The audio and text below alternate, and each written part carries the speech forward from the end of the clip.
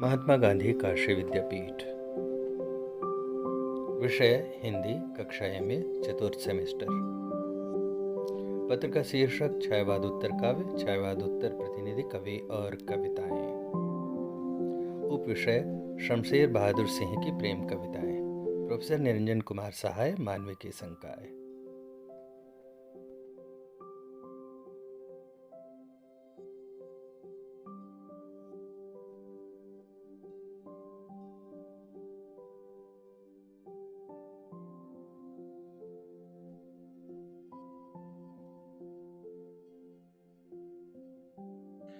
MA Hindi पाठ्यक्रम की जब बात की जाती है और छायावाद उत्तर काव्य संग्रह जो पाठ्यक्रम का हिस्सा है उसमें शामिल कवियों की जब बात की जाती है तब प्राय विद्यार्थियों के जहन में जो सबसे मुश्किल कवि उभरते हैं उन्हें लोग शमशेर का हवाला देते हुए कहते हैं कि शमशेर कठिन कवि हैं और शमशेर समझ में नहीं आते हैं। शमशेर की 3 पाठ्यक्रम में कविताएं संकलित हैं।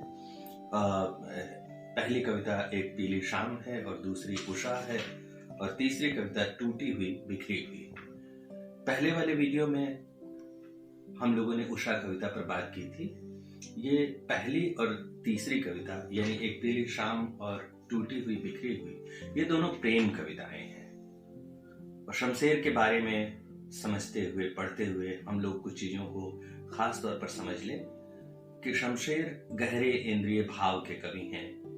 तो जब गहरे इंद्रिय भाव के कवि के रूप में शमशेर को हम याद करते हैं तो लाजिम है कि उनकी कविता में जो मोहब्बत की बातें हैं, जो प्रेम की बातें हैं या प्रेम पर आधारित जो उनकी भावनाएं प्रकट हुई हैं वह बहुत ही सघन रूप में प्रस्तुत हुआ होगा। किस तरह सघन रूप में, इसे हम लोग देखने का प्रयास करेंगे। दूसरी बात उनके बारे में कही जाती है कि रंगों और चित्रों का जैसा उनको इल्हाम था, यानी रंगों और चित्रों की दुनिया से वे खुद भी जुड़े हुए थे, तब यह बात प्रकट होती है कि वे खासकर जब भी रंगों और बिंबों के रूप में रंगों का इस्तेमाल करते हैं तब उनकी कविता वहां पर ज्यादा बेहतरीन तरीके से प्रकट होती है।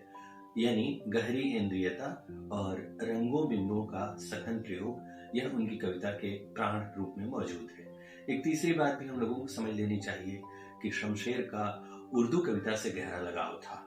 उर्दू कविता से लगाव की बात जब हम समझते हैं तब यह भी देखने की जरूरत है कि उर्दू कविता से जो एक संस्कार विकसित हुआ है तो उनकी कविताओं में बार बार उर्दू के शब्द भी आते हैं, लेकिन वे शब्द अनागत की तरह नहीं आते हैं।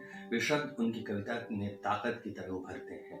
इन दोनों कविताओं में भी इस तरह के शब्द हम लोगों को नजर आएंगे जिन पर हम लोग अलग से बात करेंगे। खास करके तीसरी जो कविता है उसमें तो रदीफ और काफिया जैसे पारिभाषिक शब्दावली का प्रयोग है। तो आज हम लोगों की जो बात है इन दोनों प्रेम कविताओं पर ही केंद्रित होगी। मलयज ने शमशेर पर बहुत काम किया है। हिंदी के आलोचक के रूप में मलयज की ख्याति है।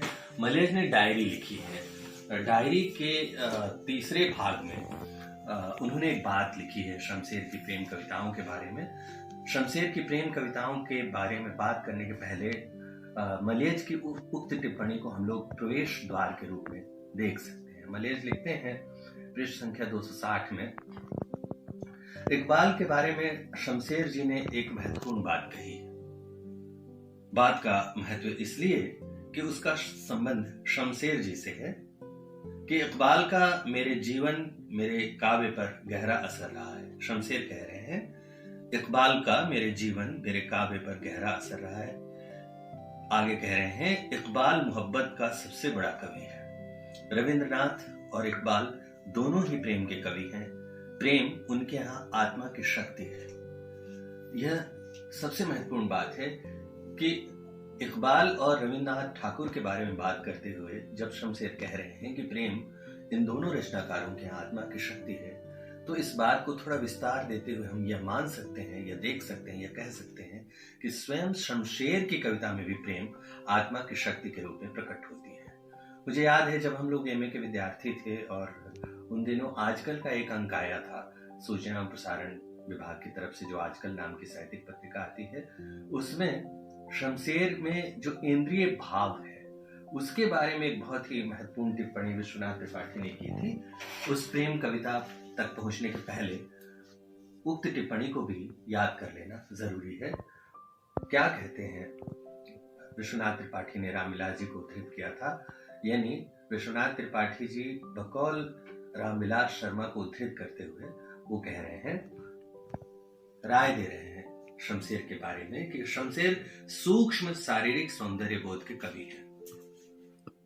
लिखा है रामविलास जी ने, जो कि जनसत्ता के एक लेख का उल्लेख किए हुए बात कही गई। 23 मई 1993 को जनसत्ता में यह लेख छपा था। शमशेर के बारे में यह भी याद रखना चाहिए कि उन्हें चित्रकला से गहरा लगाव था और एमए करते हुए उन्होंने पढ़ाई ही इसलिए छोड़ दी थी कि उन्होंने पेंटिंग शुरू कर दी थी। बाद में भी वे चित्र बनाते रहे और फ्रांस की चित्रकला में हुए इम्प्रेशनिस्टिक आंदोलन से काफी प्रभावित रहे। यानी बिंब ग्रहण करना, उसे विस्तार न देना, उसे पूरी तरह संगठित न करना, जिससे पूरी कहानी न आए, उनकी वे कविताएं जो दुरूह जान पड़ती हैं, उन्हें इस तथ्य को ध्यान में रखकर पढ़ें तो समझना आसान हो जाएगा। शमशेर की कविताओं में जो ताजगी है, उसका बहुत बड़ा कारण यह है कि वह संवेदना को उसी रूप में पकड़कर कविता में बांध लेना चाहते हैं। संवेदन तो अशब्द होता है, उसे जब शब्दों में अभिव्यक्त करने की कोशिश करते हैं तो वह छूटने और भागने का प्रयास करता है। यह एक कठिन प्रक्रिया है जिसे शमशेर पूरा करने की जिद करते हैं। इसी कारण उनके काव्य में चित्रमयता है। कुछ लोग यह कहते हैं कि वह अशरीरी सौंदर्य के कवि हैं, लेकिन यह सच नहीं है। वह बिल्कुल शरीरी सौंदर्य के कवि हैं और वह छायावाद के अशरीरी सौंदर्य बोध के खिलाफ विद्रोह कर रहे हैं। हालांकि वह स्थूल शारीरिकता के नहीं, सूक्ष्म शारीरिक सौंदर्य बोध के कवि हैं। यानी रामविलास जी जब शमशेर की कविताओं पर बात कर रहे हैं तो 3 चीजें वो महत्वपूर्ण मान रहे हैं कि किस तरह से उनकी कविताओं में रंगों का प्रभाव पड़ता है चित्रकला की दुनिया से आने के कारण। दूसरी बात कि इम्प्रेशनिस्ट जो आंदोलन है उससे वो किस तरह से जुड़े रहे। और तीसरी महत्वपूर्ण बात वो कह रहे हैं रामविलास जी कि यह ध्यान देने की बात है कि शमशेर को लोग अशरीरी सौंदर्य का कवि कहते हैं, लेकिन वो शरीरी सौंदर्य के कवि हैं। और इस अर्थ में छायावादी कविताओं में जो वायवीयता है सौंदर्य के प्रति या सौंदर्य चित्रण के प्रति, उससे अलग शमशेर अपनी कविता की दुनिया बनाते हैं। वे ठोस बिंबों को उठाते हैं। यह अलग बात है कि वे सौंदर्य की जब बात करते हैं तो तब वे सूक्ष्म सौंदर्य की बात करते हैं। और एक और बात रामविलास जी के विश्लेषण में उपस्थित है, जिन पर खास तौर पर ध्यान देने की जरूरत है कि संवेदनाओं से जब सामना होता है शमशेर का, तब वे संवेदनाओं को ज्यों का त्यों उठा लेना चाहते हैं और बिल्कुल उसमें किसी तरह का कोई व्यवधान या कोई बाधा न आने देने के वे कायल हैं। अब ये दोनों कविताएं जो प्रेम कविताएं पाठ्यक्रम में सम्मिलित हैं, उन्हें जब हम लोग पढ़ते हैं तब उनकी बात ज्यादा समझ में आती है कि किस तरह से संवेदनाओं को वो सीधे तौर पर उठा लेने की बात करते हैं अपनी कविताओं में। पहली कविता एक पीली शाम बहुत ही प्यारी कविता है और आप देखेंगे कि किस तरह से इस कविता में उन्होंने रंगों का सघन प्रयोग किया है। इस कविता के बारे में थोड़ी जानकारी हम लोग ले लें। पहली बात तो यह है कि यह कविता उन्होंने अपनी पत्नी की मौत पर लिखी थी और यह कविता जिसे कहते हैं धीरे धीरे मरना, किश्तों में मरना। धीरे धीरे पत्नी मर रही है, पत्नी बीमार है और उनका चेहरा पीला पड़ गया है और यहीं से वो बिंब भी ले रहे हैं कि वो जो शाम है वो पीली है। हिंदुस्तान में पीले रंग को प्रायः एक शुभ के रूप में देखा जाता है, लेकिन यहाँ पर परंपरा से थोड़ा सा अलग शमशेर पीले रंग को लेते हैं और पीले रंग को उदासी के रूप में, एक पीड़ा के रूप में, एक बीमारी के रूप में भी ग्रहण करने का प्रयास करते हैं। तो 3 तरह के भाव, पीड़ा, उदासी और बीमारी, ये तीनों भाव इस रंग से प्रकट कर रहे हैं कविता में। मैं कविता के हरफों से, कविता के शब्दों से आपको गुजारना चाहता हूं। एक पीली शाम शीर्षक है। शाम कैसी है? पीली है। एक पीली शाम, पतझड़ का जरा अटका हुआ पत्ता शांत। शाम है, पतझड़ का मौसम है और पेड़ है और पेड़ से पत्ता जरा अटका हुआ है, यानी पत्ता टूटने की प्रक्रिया में है। वह लगभग टूट चुका है, जरा सा अटका हुआ है। ठीक उसी तरह जैसे पत्नी जो बीमार है, उनकी सांस अब धीरे धीरे थमती हुई दिशा की तरफ बढ़ रही है और इसको वो तादात्म्यकरण कर रहे हैं पीली शाम, पतझड़ के मौसम और जरा अटके हुए बिंब से। कविता आगे बढ़ती है और कहती है, मेरी भावनाओं में तुम्हारा मुख कमल कृश म्लान हारा सा।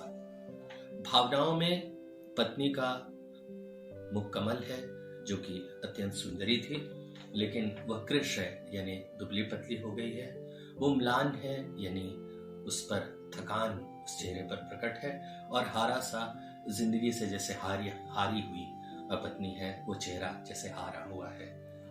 शमशेर अनेक तरह के प्रयोग भी करते रहे इम्प्रेशनिस्ट जो आंदोलन है उसके प्रभाव के कारण। इस कविता में भी आप देखेंगे कि दो पंक्तियां हैं जो ब्रैकेट में रखी गई हैं।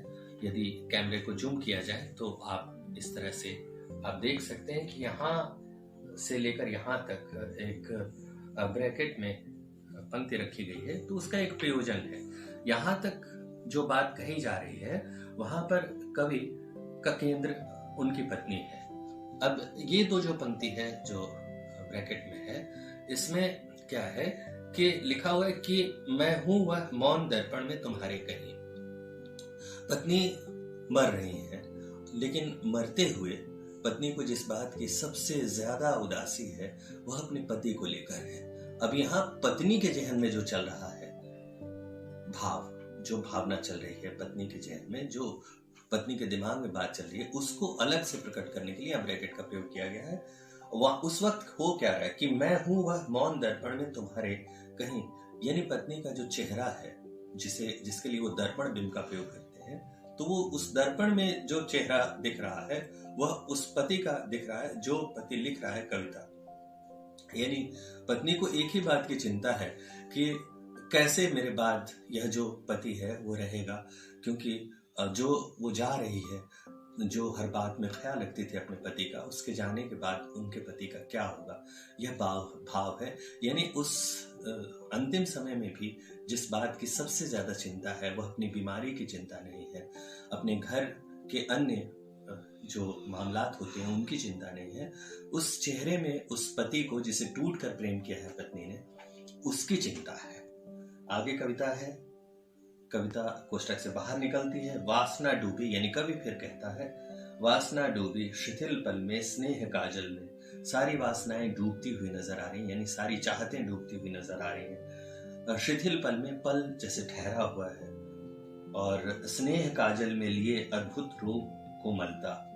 और पत्नी की आंखों में जो स्नेह है वहां पर काजल के बिंब का प्रयोग करें। स्नेह काजल में लिए अद्भुत रूप कोमलता। स्नेह रूपी काजल में क्या है? अद्भुत रूप कोमलता है। और क्या है आगे? अब गिरा वह अटका हुआ आंसू। जो स्नेह रूपी काजल है उसकी जो आंखें हैं, कोर पर आंसू अटका हुआ है। और बहुत ही सुंदर गद्यात्मक बिंब का प्रयोग शमशेर कह रहे हैं, जैसे अब गिरा, जैसे पेड़ से कोई पत्ता डाल से अटका हुआ हो और वो धीरे धीरे टूट रहा हो।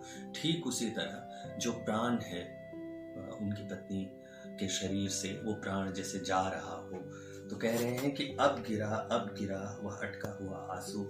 जाने की क्रिया का इतना सघन प्रयोग कर रहे हैं। सांध्य तारक सा अतल में, तो शाम है और जैसे आसमान में तारा टूट कर डूब रहा हो और अतल में गिर रहा हो, यानी वो क्षितिज में गिर रहा हो, उसी तरह पत्नी जाती हुई लग रही है। जाना पर बहुत सारी कविताएं लिखी गई हैं। शमशेर के बाद के कवि हैं केदारनाथ सिंह, मेरे प्रिय कवि हैं। केदारनाथ सिंह तीसरे सप्तक के कवि हैं। केदारनाथ सिंह की कविता में जाने की क्रिया का वर्णन है। केदारनाथ सिंह कहते हैं, उसने कहा मैं जा रही हूँ, और आगे कवि कहता है कि जाना हिंदी की सबसे खौफनाक क्रिया है।